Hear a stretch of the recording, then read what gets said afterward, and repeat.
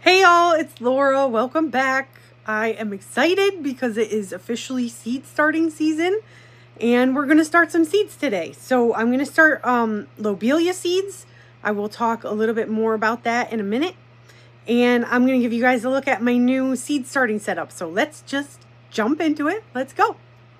So here is the rack that I'm going to be using this year for most of my seed starting. I have a couple of these already out in my greenhouse. I've used them inside in past years, but they're really just too big. Like, we live in a really small house and they're just too big. Even this one's pretty big, but it's just temporary, you know. So this one I put on my wish list this year for my birthday, and my dad got it for me. It came with lights for each level.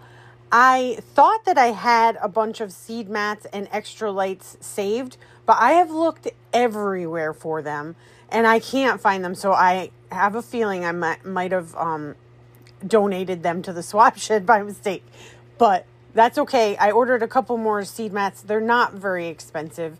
I think they were like $16 for two on Amazon, and I'm going to be starting cool flowers to begin with. So they don't really need heat mats, but I like to have them anyway. So I will link the seed mats below in the description, and I will also link the shelving unit itself. So anyway, the first thing I want to do is get all this stuff cleared off. I went through some of these other gifts that I got, garden related gifts for Christmas in my last video. I will link that also below. But it's time to clear this stuff off and get some freaking seeds started. So let's do that first. Okay, and here I am setting up the lights. They connect to each other, so you just have one that like goes into a plug, and then the rest of them connect to each other. Okay, and this is the seed starting mix that I'm trying out this year. Here's the deal. Normally, I like to use the Jiffy seed starting mix. It's like $5.97 a bag at Walmart. It's my favorite one. I love the smell of it. It smells so good. And it usually fills up 2 full trays for me. So I've used that for the past couple of years and I really like it. However, they don't sell it super early in the season. I haven't, as I'm filming this, it's like the beginning of January. It's not out yet. So I looked on Amazon. I found this big giant block, which costs $20. And I think it's going to be, I did like, the per unit calculations, whatever. And I'm pretty sure that this is going to be a really good deal. So I'm going to expand this stuff. I'm going to just put it in one of these storage bin type Tupperware containers. Hopefully this will be the right container size and everything. And I'm just going to add water to it because that's all you need to do to get it to expand. So I just put the block in the Tupperware bin, sterile, whatever it's called, storage bin. And I just started adding water. And every so often you just kind of like want to work it and see how much will come off of the block. Because it takes so much more water than you would think. I started to regret my decision of putting it on the counter. So I did put it on the floor to finish it. Because otherwise there's no way I would have been able to lift it. And it did end up expanding to the full size of the storage bin. It was like the perfect size. That is a lot of seed starting soil. That's going to last me a while. So I am happy with my purchase. And like I said, I will link that also in the description because I think it was a really good deal. $20. This will probably start pretty much all of my seeds for this year. So that's an even better deal than the Jiffy bags that I usually get from Walmart. And the first seeds that we're going to be starting this year are lobelia. I've never started lobelia before, but I think it's pretty similar to alyssum. And if you guys know me, you know I love alyssum. And it's really easy to start. I start that from seed all the time. So I'm hoping this is going to be really easy too. And the reason I chose lobelia this year is because my Nana, my dad's mom, she was the last of my grandparents that was alive. And she recently passed away. And this was, according to my dad, one of her favorite flowers, and also something that she had up until she died. My dad actually had a piece left over from her garden that he was trying to hold on to at the end of the season last year. I'm not sure if it made it, but I hope that he was able to maybe save some seeds. We talked about it a little bit. Anyway, so this is going to be in honor of my Nana. I'm super excited because I haven't tried this before, and it's going to be, I think that gardening is a really, really unique and special way to pay tribute to people and to animals, to anyone that you love. And so I'm excited to get that chance to do that for her. So these seeds are actually one of the tiniest ones I've ever seen, actually. So these are super, super tiny. They almost look like pepper. And with really, really tiny seeds like this, they are usually surface sown, which means you don't have to worry about covering them up with any soil. You just sprinkle them on and they will root themselves in. And the instructions for these ones did say to sow them in groups of like 10 to 12 per cell. These were, like I said, they're really, really tiny, so it's hard to kind of count them out. But I just basically sprinkled them all over the surface, and I hope that they are on there. But that is another reason that it's really good to have a good seed starting soil and not like use stuff that's maybe from outside or from somewhere else. Because if you have weed seeds in there and they start popping up, you're going to be like, what's what, right?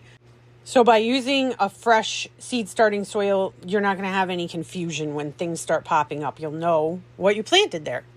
And I forgot to mention where I got these seeds from. I did not put these ones in my seed haul because I ordered them separately from like my big haul. I ordered these from Botanical Interest, and I noticed that they had a lot of things that were sold out.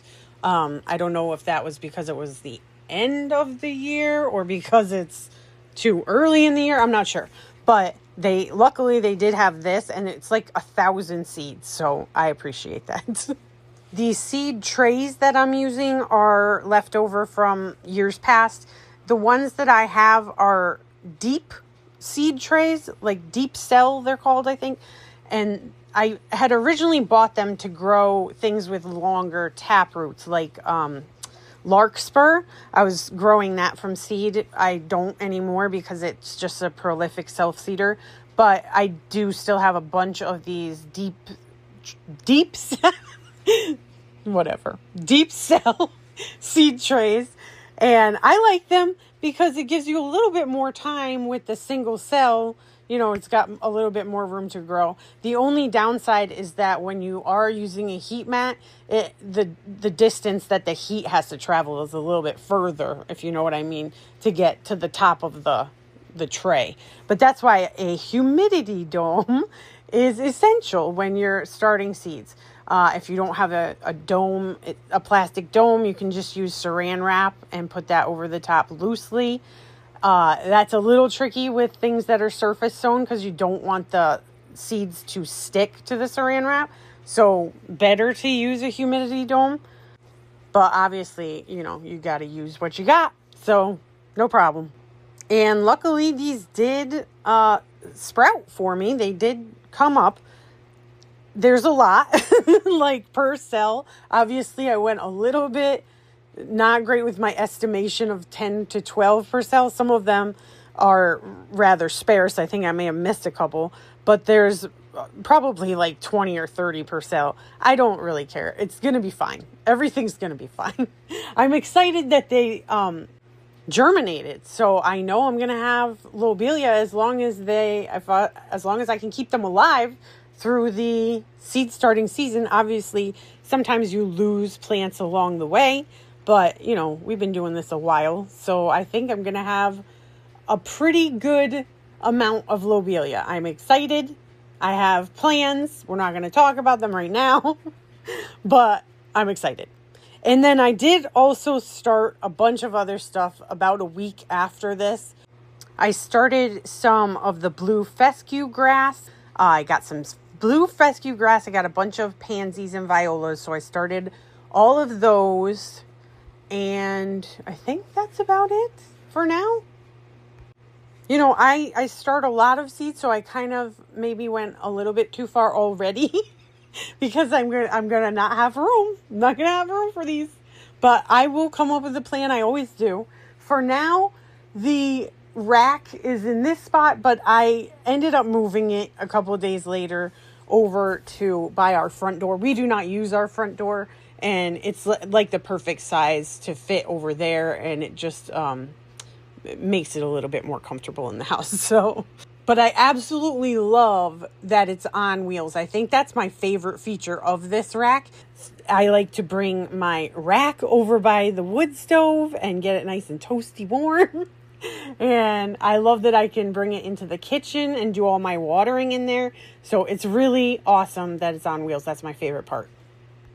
But that is about it for this video. I'm excited. I'm so excited that seed starting season is here. I can't wait to see how these all grow up. But I want to hear about what you guys are growing. Have you started anything yet? I know it's really early in the season. Sometimes people would be like, you're starting seeds way too early. But I don't care what other people think. I love starting seeds, and I like doing it super early. So I will bid you adieu, and I will give you a look at some of the snowfall that we recently had, because we just had a big storm here in Connecticut, and we have like, I don't know, 2.5 feet of snow on the ground right now. So it's pretty snowy and pretty. Let me know what you guys are starting or where you're buying your seeds in the comments below, and I thank you for watching. Bye!